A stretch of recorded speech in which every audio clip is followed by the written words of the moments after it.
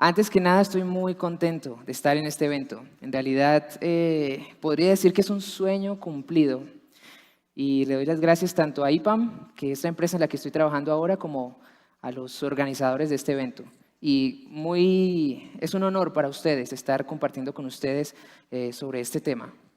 Vamos a hablar acerca de la seguridad en aplicaciones de IA generativa. Antes que nada, quiero saber quiénes están trabajando con este tipo de aplicaciones ahora. ¿Alguien está desarrollando? Por allá uno, otro por allá. Excelente, 2, 4. Bueno, excelente, muy bien. ¿Y quiénes están trabajando con seguridad para este tipo de aplicaciones?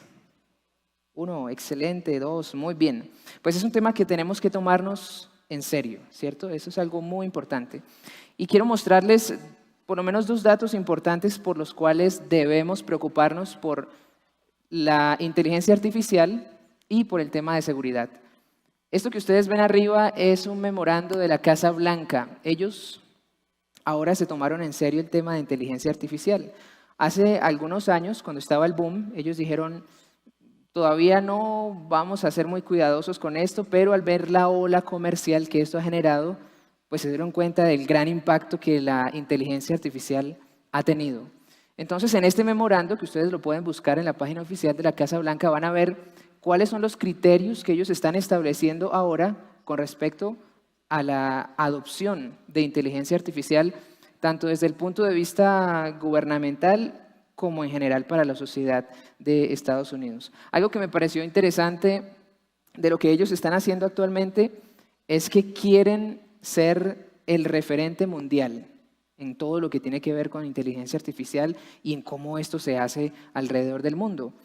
Y bien sabemos que ellos siempre quieren llevar esta batuta y queremos conocer qué es lo que ellos están haciendo para copiarnos. Y otro dato importante que es el acto de inteligencia artificial de la Unión Europea. Esta fue una regulación que empezó a regir a partir de agosto de este año. Y es que la Unión Europea, el conjunto de países que están allí, también se están tomando muy en serio todo lo que tiene que ver con inteligencia artificial, pero especialmente la parte de seguridad.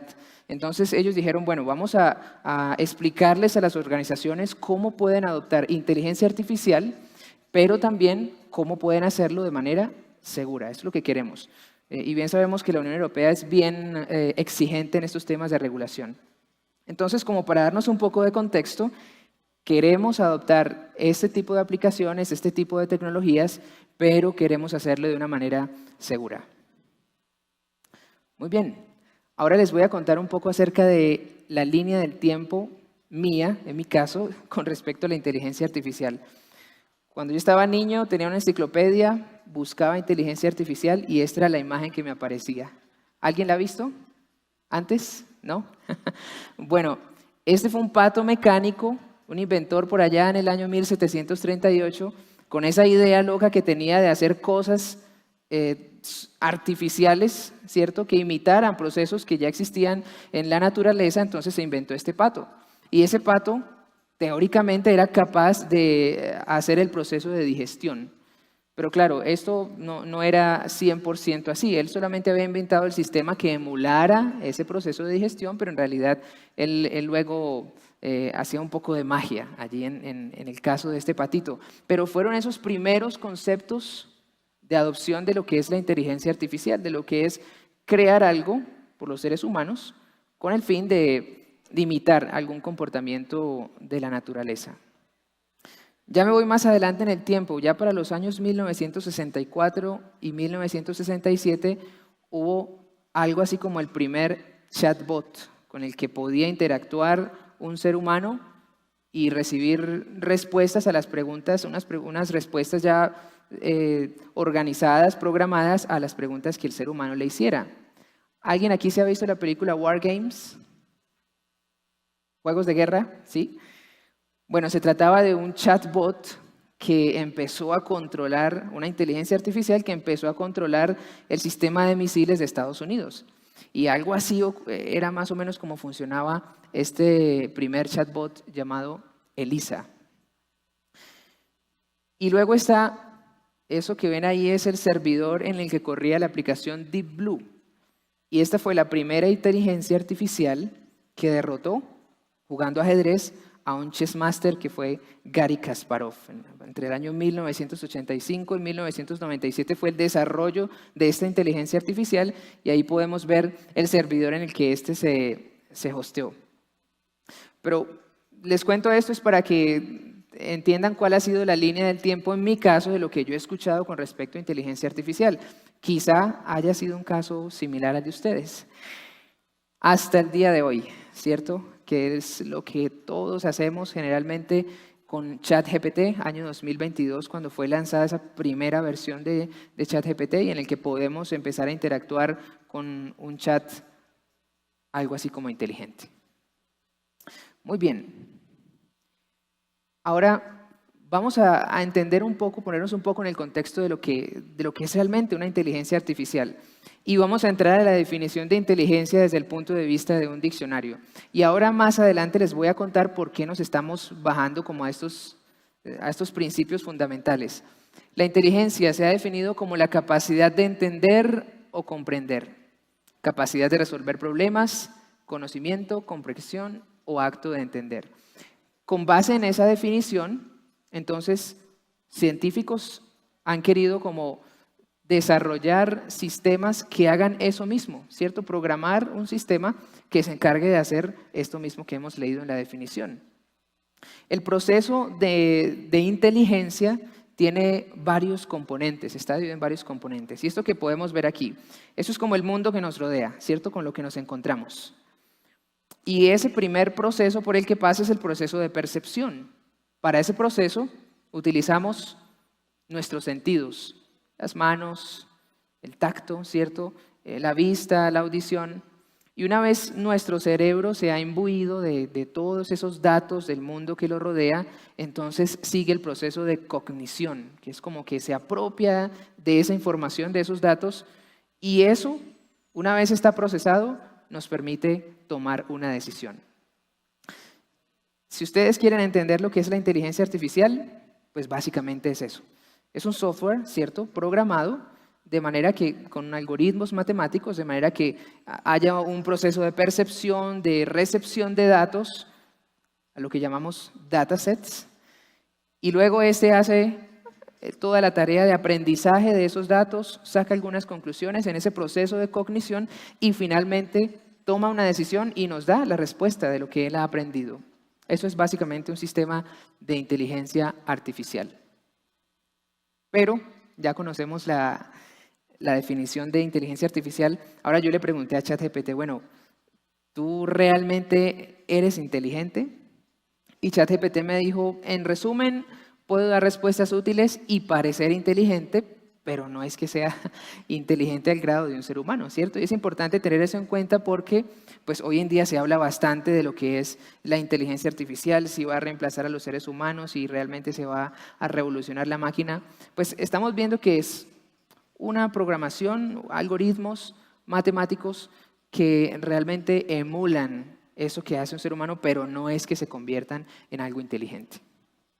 Muy bien. Vamos a entrar en materia entonces con respecto al estado del arte de la inteligencia artificial. Y aquí hay varias tecnologías reunidas que es lo que nos llevan a lo que hoy conocemos como inteligencia artificial generativa o el ChatGPT en un caso de uso práctico. Entonces, primero tenemos un concepto conocido como aprendizaje de máquina o machine learning, ¿cierto? Y dentro de esa tecnología, pues hay una subrama llamada Deep Learning, y esa es la que permite llevar a cabo toda esa magia en el caso de la analítica de los procesos o de los datos específicamente. Luego viene otra subrama, otra tecnología llamada procesamiento natural del lenguaje o Natural Language Processing. Esta tecnología lo que ha permitido hacer es como entender en términos humanos, entre humanos y máquinas, ¿cierto? Es la que permite hacer ese traslado de la forma en la que nosotros hablamos, la forma en la que podemos hacer preguntas y obtener respuestas, pues esa tecnología se encargó de desarrollar todo este proceso. Y finalmente tenemos un modelo de lenguaje, que básicamente es un dataset, ¿verdad?, que está alimentado y está entrenado ampliamente con el fin de que pueda utilizar herramientas de NLP y de Deep Learning para ejecutar su tarea. Y entonces ChatGPT, que es un producto como tal con el cual podemos interactuar, utiliza un modelo de lenguaje para poder llevar a cabo su tarea. Entonces ya tenemos como un contexto de la tecnología como tal. ¿Y por qué les cuento todo esto? Porque si vamos a hablar de seguridad, de inteligencia artificial o de inteligencia artificial generativa, que es un campo específico de la inteligencia artificial, pues tenemos que conocer el contexto que queremos proteger. Tenemos que entender las distintas tecnologías que estamos trabajando para poder asignarles la protección necesaria. Ahora, no es que tengamos que ser expertos en los algoritmos y en toda la tecnología. Si nos gusta, excelente, ¿verdad? Pero es un campo bastante profundo al cual la academia en este momento le está invirtiendo bastante esfuerzo. Muy bien. Ahora quiero señalar las palabras de Chris Betts, que es el jefe de seguridad de Amazon Web Services. Este hombre dijo que la buena seguridad es la clave para experimentar con nuevas tecnologías. Y yo podría decir que casi que ninguno de nosotros, de los que estamos aquí, pues no ha escuchado de lo que es ChatGPT, de lo que es la inteligencia artificial, y que quizás esté trabajando y su empresa en este momento esté interesado en implementar este tipo de tecnologías. Quizá lo más probable es que lo estemos haciendo. Pero la pregunta es, ¿estamos pensando en la seguridad primero? ¿O más bien estamos pensando en lo bueno, en lo productivo que pudiera ser esta tecnología? Entonces, este hombre lo que nos dice es, y con toda la vasta experiencia que tienen en Amazon Web Services, pues dice, para experimentar, para apropiarnos de esas nuevas tecnologías, el fundamento que tenemos que establecer es la seguridad. Es lo que queremos hacer. Y entonces, para hablar de seguridad, quiero remitirme a la historia. Esta imagen que ustedes ven allí es un cuadro que alguien pintó con respecto a una guerra muy conocida que es la guerra, o la batalla de las Termópilas. ¿Alguien se ha visto la película 300? Alcen la mano, 300. Uy, es así, casi todos se la han visto. Bueno, esa película está basada en esa batalla, ¿cierto? La batalla de las Termópilas. ¿Y quiénes eran los protagonistas de esa batalla? Los espartanos, ¿cierto? Pertenecientes a Grecia, y los persas, el ejército persa. Los persas querían invadir esa tierra y lo habían hecho o habían empezado una campaña con una gran cantidad de soldados. De hecho, la historia hasta ese momento no se ha puesto de acuerdo en cuanto a cuántos soldados realmente era que iban en esa campaña, pero iban entre 200,000 y 1,000,000. No se sabe exactamente cuánto ha sido. Vamos a decir que fueron 200,000 soldados los que empezaron esa campaña, y entonces los espartanos, que eran mucho menos, pues estaban un poco preocupados con respecto a cómo iban a hacer frente a ese enemigo.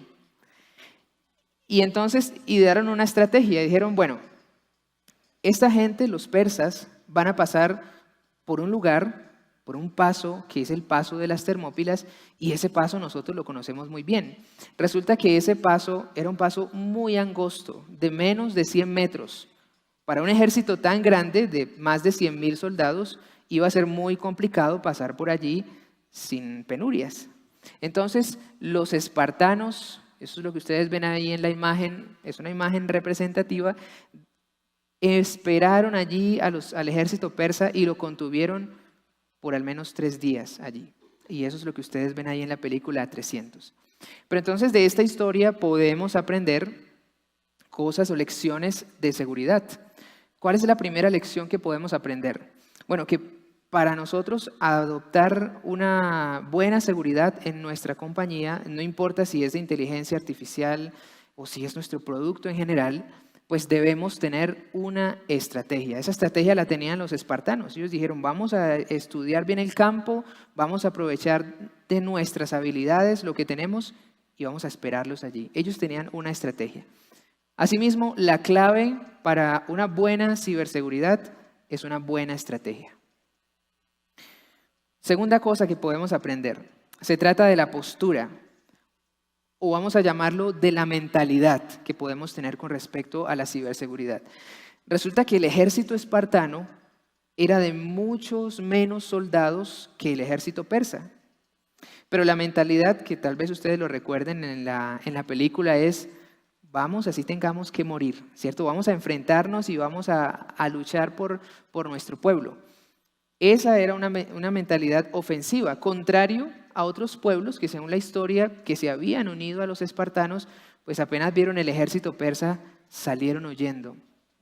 Entonces la lección que podemos aprender, ¿cuál es? La postura que debemos adoptar con respecto a la ciberseguridad debe ser una postura ofensiva, una postura activa, no una postura defensiva o pasiva en la que solamente vamos a prestarle atención a la ciberseguridad de nuestra aplicación solo cuando nos hemos dado cuenta que nos han penetrado el sistema o nos han atacado. Y la tercera lección, hay que hacerlo con perspicacia. Y esa lección se la vamos a atribuir al ejército persa, porque resulta que el ejército persa, aunque se encontró en esta situación, ellos finalmente pudieron pasar el estrecho o ese paso de las Termópilas. ¿Y cómo lo hicieron? Bueno, alguien los traicionó a los espartanos, los envió por otro camino y pudieron atacar al ejército espartano por la retaguardia. Pero ¿cuál es la lección entonces en el caso de la perspicacia? Es reconocer los recursos que tenemos, ¿cierto? Ellos reconocieron el momento, la oportunidad y la aprovecharon. Entonces, en el caso de la ciberseguridad, si somos perspicaces, vamos a identificar los recursos que tenemos, cuáles son las habilidades y también los puntos débiles que tenemos para poder prestarles atención y poner las medidas necesarias en cuanto a seguridad. Muy bien, entonces 3 lecciones que aprendemos, ¿verdad? Estrategia, postura, una postura activa, ofensiva y también con perspicacia, ponernos a mirar el entorno, el contexto completo para poder aplicar medidas de ciberseguridad. Entonces, para ese tema, para aplicar esas lecciones que hemos aprendido, pues hay 2 conceptos fundamentales de ciberseguridad que podemos aplicar tanto para una aplicación de IA generativa como para cualquier otra aplicación. Pero estamos pensando ahora en aplicaciones de IA generativa. El primer concepto fundamental es Secure by Design o seguro desde la concepción o desde el diseño. Y el segundo principio fundamental, ¿quiénes lo han escuchado? Defensa en profundidad. Bueno, excelente, veo que lo conocen. Pues muchos seguramente habremos escuchado de él y tal vez repetidamente, ¿verdad? Defensa en profundidad, defensa en profundidad. ¿Y por qué traigo a colación estos 2 principios que parecen tan simples? Pues porque, otra vez, si nos ponemos en ejemplo de los espartanos, aunque tenían un enemigo que no conocían bien, quizá que estaban tal vez temerosos de enfrentarlo, pues fueron y lo hicieron con lo que ya conocían. Nosotros queremos no amilanarnos de lo que nos vamos a enfrentar con respecto a las aplicaciones de inteligencia artificial. Quizás sea un enemigo desconocido, ¿cierto? No sabemos realmente cómo funciona bien, queremos hacerlo lo mejor posible, pero entonces no hay nada de misterio.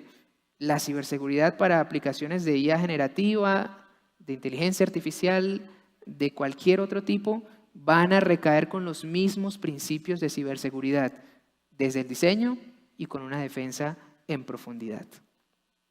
Entonces, hablemos de ese primer concepto. Otra vez, Chris Betts dijo o habló acerca de un mito. La buena seguridad puede agregarse una vez el producto esté parcialmente completo. Entonces surge la pregunta, ¿ustedes creen que podemos crear buena ciberseguridad cuando el producto está ya casi listo para salir a producción? Es complicado, ¿cierto? Complicado. Vamos a encontrarnos con cantidad de vulnerabilidades, de cosas que si tuviéramos que corregirlas, quizá a muchos les ha pasado y dicen, no, esto no podemos sacarlo, esto nos toca devolverlo y toca volver a empezar. A mí me ha pasado personalmente que a veces uno encuentra algo y dice, yo prefiero empezar de cero. Vamos a empezar de cero porque no podemos asignarle este criterio o estos parámetros de seguridad. Entonces, ese es un mito. Cuando ustedes se encuentren con alguien que les dice, no, tranquilo, vamos avanzando, que más adelante lo corregimos, va a ser complicado, imposible. Muy bien, entonces, ¿en qué consiste este principio fundamental de seguridad por el diseño? Como vemos, este principio es una estrategia, y hablamos de una de las lecciones, ¿cierto? Es una estrategia. Entonces, esta estrategia de seguridad busca evaluar y administrar los riesgos de manera proactiva. Entonces, a lo largo de todo el proceso de la aplicación, se trata de revisar con detenimiento cuáles son los puntos en los que se podría ser flaca la seguridad de esta aplicación y robustecerla. Y este Secure by Design establece 7 objetivos. Resulta que esto está incentivado por la Alianza de Ciberseguridad de Estados Unidos y la mayoría de los principales cloud providers en este momento se han unido a una promesa de atenerse a estos objetivos de seguridad por diseño. Y entonces estos objetivos, el objetivo es demostrar una evidencia de que ellos están cumpliendo con esos objetivos en sus aplicaciones o en todos sus sistemas a lo largo de 12 meses. Ellos explican, no hay necesidad de que ustedes firmen que se van a comprometer a generar esta evidencia en estos 12 meses con respecto a los objetivos, pero por lo menos establecen unos pilares por los cuales nosotros podemos guiarnos, atenernos y de esa manera asignar una buena ciberseguridad a nuestra aplicación de IA generativa. Entonces, el primer mecanismo o el primer objetivo que tenemos es implementar MFA. Algo tan sencillo como eso, pero aún nos seguimos encontrando con aplicaciones que no cuentan con MFA en sus sistemas, ¿no? Basta con un usuario y contraseña. Bueno, ese es el primer objetivo que ellos se trazaron desde los fundamentos. Segundo objetivo, eliminar la existencia de credenciales por defecto. ¿Cuántos siguen usando admin todavía en sus sistemas? Root admin, root. Bueno, el objetivo es que eliminemos todos esos credenciales por defecto. Y vamos a ver ahora que aún en aplicaciones de inteligencia artificial generativa contamos con sistemas que van a tener credenciales por defecto. Así que hay que prestarle atención a ese detalle. Tercer objetivo, eliminar clases completas de vulnerabilidades. Y para este tema de vulnerabilidades, hace algunas horas, diría ya, vimos una charla muy interesante de Fluid Attacks acerca de su approach, ¿cierto?, a este tema de manejo de vulnerabilidades. Pero noten que aún esto sigue siendo un tema fundamental, principal. El cuarto punto es desarrollar e implementar un programa de parches de seguridad. Entonces, el tema de las vulnerabilidades, muy bien, importante, vamos a identificarlas, pero luego, ¿qué hacemos con ellas? Bueno, una vez identificadas, vamos a tener un sistema, un programa que se va a encargar de aplicar los parches de seguridad necesarios. Y esa es una parte en la que muchas organizaciones están fallando en este momento. Tenemos Tenable, ¿cierto? Tenemos Qualys y lo ponemos a correr cada fin de semana y ahí está dando las vulnerabilidades y luego hablamos con el equipo de operaciones y, bueno, ¿quién lo implementa? El problema de aplicar un parche, ¿cierto? Entonces hay que implementar un programa. En el caso de las aplicaciones de IA generativa, como sabemos que algunas de ellas están construidas con imágenes de contenedores, por ejemplo, en funciones lambda, entonces habría que mantener un programa sano de ese escaneo de vulnerabilidades y el programa de aplicación de parches para estos sistemas. El quinto objetivo, implementar una política de divulgación de vulnerabilidades. Y es que cuando hay una política de parte de la organización con respecto a la forma en la que ellos lidian con las vulnerabilidades y cómo están trabajando ellos su ciberseguridad, pues eso obliga a algo que se llama la mejora continua. O sea, la empresa, la organización dice, yo estoy publicándole eso a mis usuarios, entonces voy a estar obligado a hacerlo cada vez mejor, porque ellos se están dando cuenta cómo es que estoy trabajando la ciberseguridad. Entonces, esto, noten, con el objetivo de mejorar, de levantar la vara en temas de ciberseguridad, nos va a ayudar muchísimo. El sexto objetivo es desarrollar e implementar un programa transparente de reporte de vulnerabilidades que tiene mucho que ver con el anterior, ¿cierto? Cuando hemos sido víctimas de algún ataque o el tema de las vulnerabilidades, pues hacerlo público, eso hace parte también de lo que podemos o a lo que estas organizaciones se están comprometiendo. Y el séptimo objetivo de esta plegaria es proveer mecanismos de evidencia de intrusión. ¿Y esto en qué consiste? Y es quizá de lo que vamos a hablar más adelante.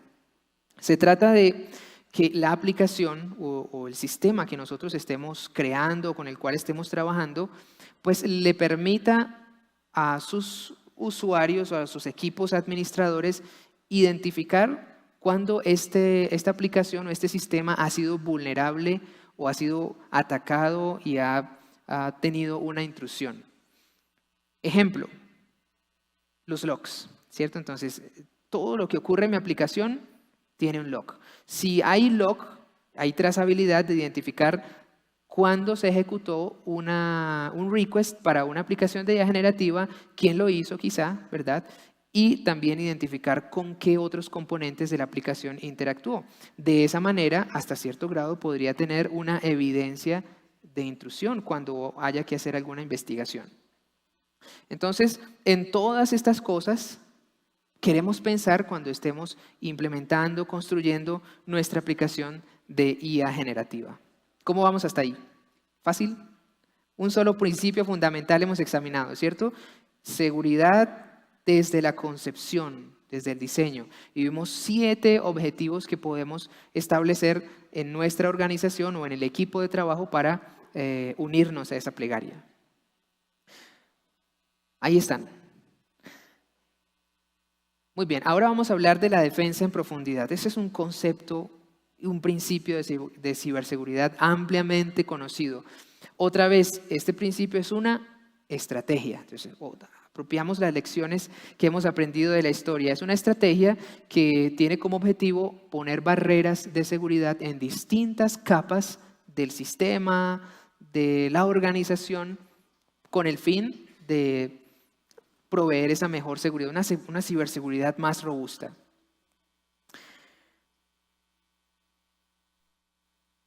Muy bien.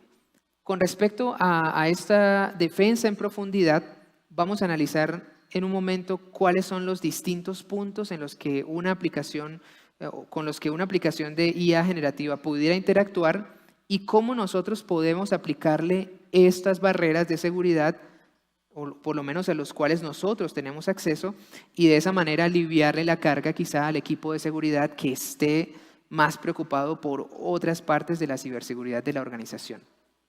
Entonces, antes de continuar con ese punto, quería hablarles acerca de la forma en la que nosotros podemos adoptar la ciberseguridad de una aplicación de IA generativa o de inteligencia artificial. Porque resulta que vamos a separarlos en 3 componentes. La aplicación de inteligencia artificial tiene infraestructura, ¿cierto? ¿Dónde va a correr eso? Entonces, si lo vamos a correr en la nube, necesitamos instancias que seguramente corran el modelo. Quizá estamos utilizando un servicio administrado y no nos damos cuenta que por debajo hay unas instancias usando, pero funciona igual. Tenemos una infraestructura. Además tenemos networking de esa infraestructura, tenemos la infraestructura de los datos, ¿verdad? Los discos o el servicio donde están almacenados los datasets. Ahí está la infraestructura. Luego tenemos los datos. Y los datos con los cuales la inteligencia artificial, esta aplicación interactúa, pues son los datasets o los distintos plugins con los que ellos están interactuando con el fin de mejorar su operación. Entonces, ahí ya tenemos 2 componentes diferenciados, ¿cierto? La infraestructura como tal y tenemos los datos. No se olviden, no se trata solamente del disco, del servicio que estoy utilizando, sino del dato como tal, el dataset. Eso es otra cosa aparte, ¿verdad? Que a eso es lo que nos referimos como datos. Y otra cosa a la que debemos prestar atención en la parte de ciberseguridad sería su comportamiento. O sea, finalmente, como es una inteligencia, va a hacer una percepción de los datos, va a hacer una cognición y luego va a tomar decisiones, pues nos va a mostrar su comportamiento de acuerdo a cómo lo hemos programado. Y eso también debemos prestarle atención en la parte de seguridad. Entonces miren que tenemos 3 procesos o 3 aspectos de una aplicación de inteligencia artificial a los cuales nosotros queremos prestarle atención. De los 3, el aspecto de infraestructura creo que está muy bien conocido por los equipos de seguridad, por desarrolladores, por gente que trabaja en Machine Learning. Ellos incluso saben cómo proteger tanto infraestructura como datos. Los datos, vamos a determinar unos orígenes confiables de estos datos, vamos a hacer limpieza de datos, pero el comportamiento, ese es el que más problemas ha dado en este momento en temas de ciberseguridad. Y ya vamos a hablar un poco de eso. Y aquí vemos un esquema de los distintos componentes que hemos mencionado y cómo se verían en una aplicación de IA generativa. Entonces tenemos arriba a los usuarios, los que van a interactuar con esta aplicación. Estos usuarios, ¿qué van a hacer? Van a hacer preguntas. Esta pregunta va a llegar a la aplicación de IA generativa. Y cuando hablamos de la aplicación de IA generativa nos referimos a ese front-end y back-end que se encarga de procesar todo lo que el usuario está enviando para que él luego envíe esos requests o toda esa información al modelo de lenguaje, ¿cierto? Y ese modelo de lenguaje es el que lleva a cabo toda esa inteligencia, toda esa cognición y razonamiento, y lo hace comunicándose con fuentes de datos. Quizá él necesite datos adicionales, no solamente el Large Language Model, el grande, sino que necesita algunos datos puntuales para pulir la forma en la que se va a comportar, las respuestas que va a dar, y después de eso devolverle la respuesta al usuario. En algunos casos, sucede en algunas organizaciones, hay unos datos adicionales que le ayudarán al modelo a dar una respuesta, pero esos datos quizás sean tan sensibles que las organizaciones no los tengan conectados directamente con su modelo, sino que los tengan filtrados de alguna manera, que se los proveen al modelo, quizá de manera ofuscada, y el modelo los pueda usar. Y a esos los llamamos datos privados. En algún momento quizá haya interacción de algún componente de la aplicación de inteligencia artificial generativa, pero quizá no sea de manera directa. Hay otros casos, como se ha visto en malas prácticas de seguridad por diseño, en las que estos datos privados están conectados directamente a la ejecución del modelo. Y ahí es donde ocurren estos problemas de seguridad. Entonces ahí tenemos estos componentes diferenciados, ¿verdad? Y entonces, ¿dónde podrían surgir estos problemas? Para que tengamos una idea de esta superficie de ataque que pudiéramos tener. Por ejemplo, cuando se trata de las preguntas, pueden haber vulnerabilidades conocidas como inyección de prompt, ataques de denegación de servicio o divulgación no deseada por parte del usuario al introducir información al modelo, ¿verdad? Muy bien, ¿qué otra parte pudiera tener problemas? Está un poco pequeña la letra ahí, pero voy a tratar de describírselos. Acceso no autorizado, ¿cierto? En el caso de la aplicación, si no tenemos controles sobre quién envía preguntas a esta aplicación, pues obviamente va a haber problemas de acceso no autorizado. Diseño inseguro de integraciones, porque como les contaba ahora, algunas aplicaciones de IA generativa necesitan plugins para mejorar. Por ejemplo, ChatGPT ha incluido algunas características como, por ejemplo, abrir una página web y hacernos un resumen de lo que esa página web tiene. Bueno, eso lo hace un plugin, ¿cierto? No lo hace directamente el modelo. Entonces, quizá si hay una integración que no está bien diseñada, vamos a tener que lidiar con ese problema de diseño. El tercero que se menciona aquí es el manejo inseguro de las salidas, o en este caso el output, la forma en la que está generando la información esta generativa, estaría aquí en la aplicación. Esta sería la máxima responsable. Veamos otras vulnerabilidades que podríamos lidiar. En el caso del modelo, puede haber robo del modelo, básicamente que una compañía penetre en nuestros sistemas y nos robe el modelo o lo use. Y ya les voy a contar una historia acerca de este tema del modelo. Inversión del modelo y envenenamiento del modelo cuando ocurre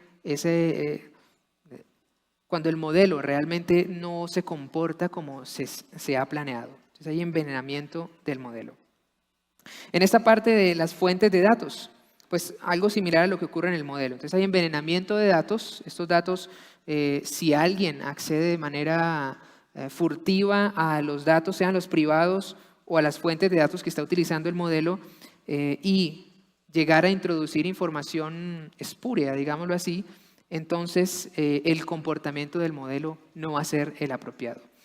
Y luego vienen las vulnerabilidades de la cadena de suministro, que es los distintos componentes con los cuales estos sistemas interactúan en caso de que no sean obtenidos desde un lugar seguro.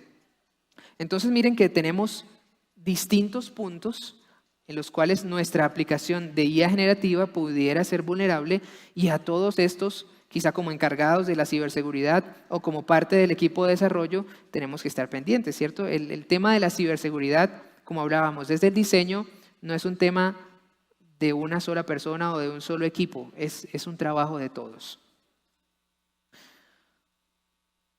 En el tema de las respuestas, también esto tiene que ver con lo que les hablaba ahora acerca del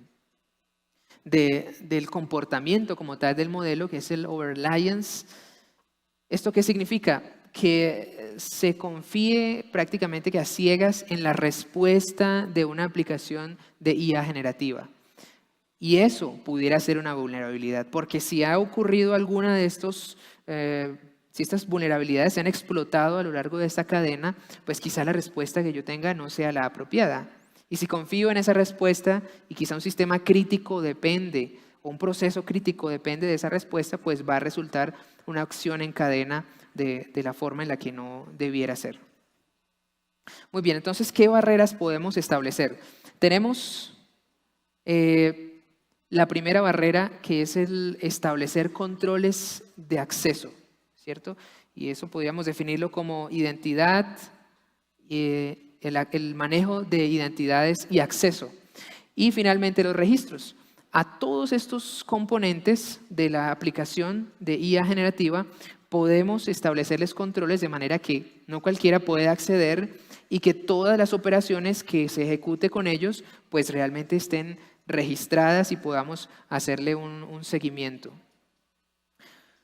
Como caso puntual, por ejemplo, en AWS tenemos un servicio llamado IAM precisamente, que es el que nos permite establecer qué usuarios pueden acceder a determinados servicios y a determinados recursos dentro de mi nube. Y adicionalmente tengo servicios como CloudWatch y CloudTrail, en los cuales puedo establecer todas las interacciones que han ocurrido con respecto a un servicio, a un recurso, y de esa manera hacer lo que veíamos ahora, ¿no? De evidencia de intrusión. El dato que les quería contar ahora, se me está agotando el tiempo.